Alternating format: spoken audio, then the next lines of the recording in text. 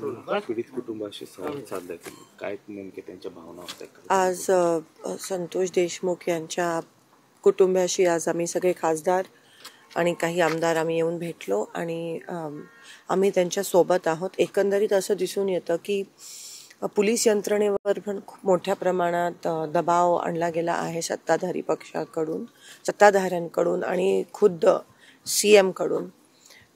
ह्या गोष्टीचा आम्ही निषेध करत आहोत. आज संतोष देशमुख यांची कन्या त्यांच्याशी मी बोलत होती. ती म्हणाली, आई मला बाहेर पडताना भीती वाटते, मला पण संरक्षणाची गरज आहे.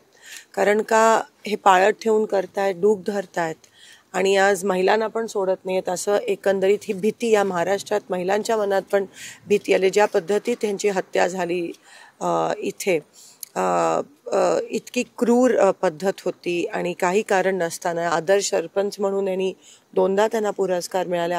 आदर्श गाव म्हणून सगळ्यांना मदत करणाऱ्या व्यक्ती आज त्यांची हत्या करण्यात आली आणि अजूनही 3 आरोपी फरार आहेत. कोणत्याही प्रकारचं काही मूव्हमेंट ही सरकारकडून दिसत नाही आहे. विधानसभेत आणि पार्लमेंटमध्ये थोडासा आवाज केला म्हणून आज इथपर्यंत तरी आलाय, नाहीतर हे सगळं झाकायचा प्रयत्न हे सरकार करत आहे. ह्याआधी आम्ही सूर्यवंशी यांच्या इथे होतो परभणीला, तिथे पण एकंदरीत असं दिसून आलं की PM रिपोर्ट म्हणतो की हे मारहाणीने मृत्यू झालाय आणि CM रेकॉर्डवर विधानसभेत खोटं सांगतात आणि म्हणतात की नाही हार्ट अटॅकने आला. म्हणजे एवढी तफावत ती पण आपल्या सगळ्यांना दिसणारी. तिथे पण प्रशासनावर दबाव आणून हे सगळं प्रकरण जे आहे ते मिटवायचा प्रयत्न दोन्हीकडे सगळीकडे एकंदरीत महाराष्ट्रात चालला आहे आणि आम्ही हे होऊ देणार नाही. हा पुरोगामी महाराष्ट्र आहे आणि आज या महाराष्ट्राचं UP बिहारपेक्षा वाईट अवस्था करून ठेवली. एवढ्या भीतीच्या वातावरणात सगळे लोक त्या ठिकाणी राहत आहेत.